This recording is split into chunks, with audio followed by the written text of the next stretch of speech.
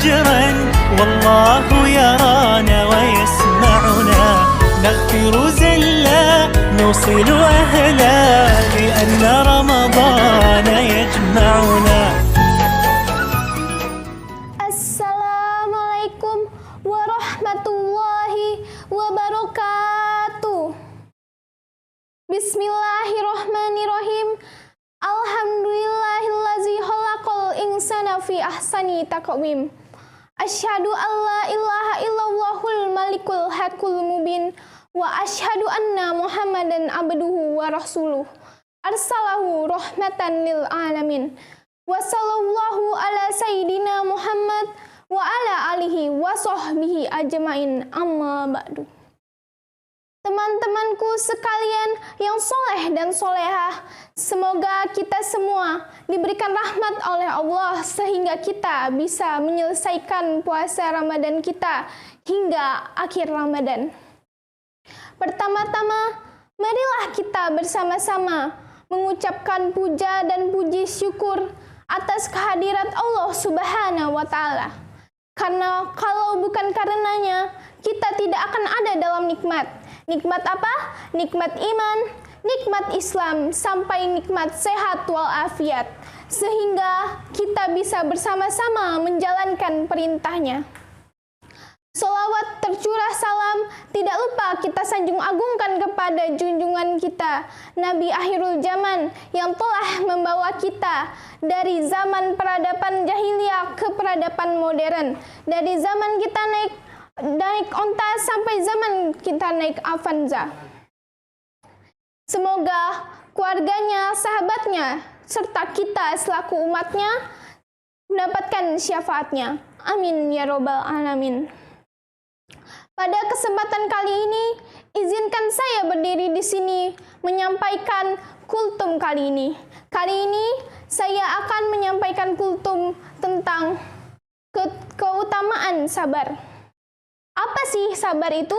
Sabar adalah dalam bahasa Arab itu dari sabaro yasbiru, yang artinya menahan. Dalam secara istilah, sabar adalah kita menahan diri dari yang namanya musibah, kesedihan, atau menahan diri dari sesuatu yang tidak kita suka atau benci. Kenapa sabar itu begitu penting? Bahkan sabar saja disebutkan dalam Al-Quran sebanyak 74 kali saking pentingnya. Dalam surat Al-Baqarah ayat 153 yang berbunyi, A'udzubillahi minasyaitonirrajim. Bismillahirrahmanirrahim. Ya ayyuhallazina amanu sta'inu bis-sabri was-shalah. Wahai orang-orang yang beriman, jadikanlah sabar dan sholatmu sebagai penolong. Innallaha ma'as sabirin. Sesungguhnya Allah bersama orang-orang yang sabar. Dari ayat tersebut dapat kita simpulkan bahwa Allah bersama orang-orang yang sabar. Allah selalu menguatkan orang-orang yang sabar. Ketika kita sabar, ketika kita menahan diri, sesungguhnya Allah memperkuat kita, Allah bersama kita. Karena ternyata sabar adalah pertolongan terbesar dari Allah Subhanahu wa Ta'ala. Misalkan sekarang kita sedang puasa itu kita menahan diri dari yang namanya makan dan minum, menahan hawa nafsu kita. Itu karena Allah menguatkan kita hingga kita bisa berbuka puasa di maghrib. Kalau misalkan kita melakukan sesuatu, pastilah kita harus ada yang namanya manfaatnya. Apakah manfaat? Allah menyuruh kita untuk bersabar, itu pasti ada manfaatnya. Banyak sekali manfaatnya. Tetapi kali ini saya akan menjabarkan 3 manfaat dari sabar. Yang pertama, sabar itu merupakan suatu pertolongan. Kita tidak usah jauh-jauh, misalkan kita sedang berkendara di jalan. Itu kita harus sabar. Kalau misalnya kita ngebut, kita ngebut, pasti kita nanti bakal ketabrak. Betul atau betul?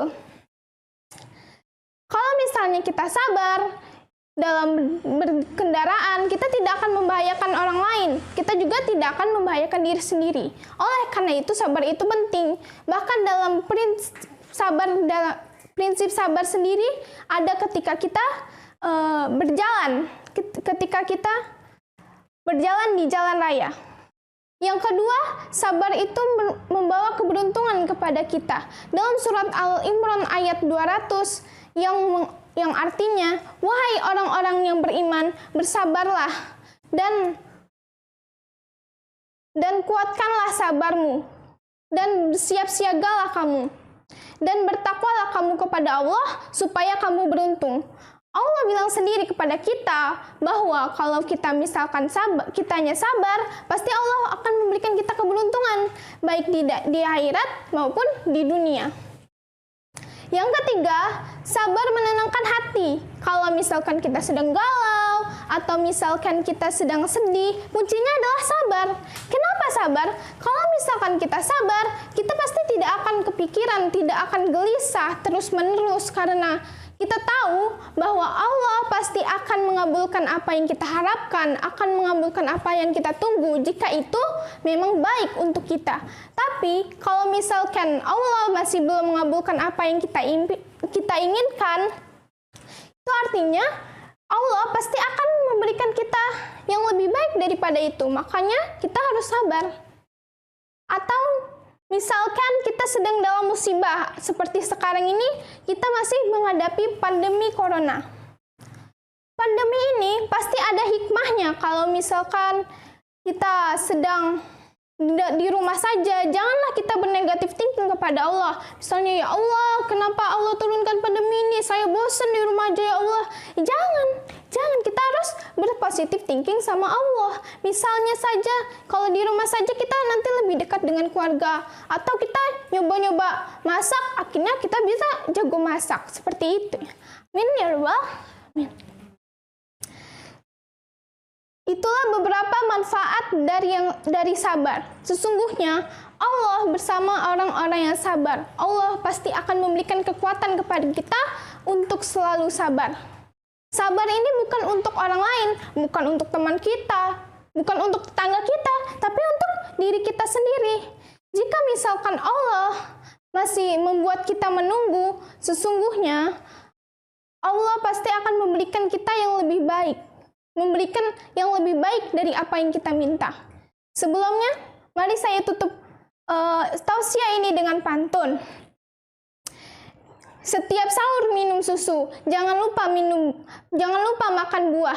Jika kamu ingin Allah mencintaimu, maka bersabarlah. Sekian dari saya, kurang lebihnya saya mohon maaf. Wassalamualaikum warahmatullahi wabarakatuh. صبرا نأخذ أجرا والله يرانا ويسمعنا نغفر زلا نوصل أهلا لأن رمضان يجمعنا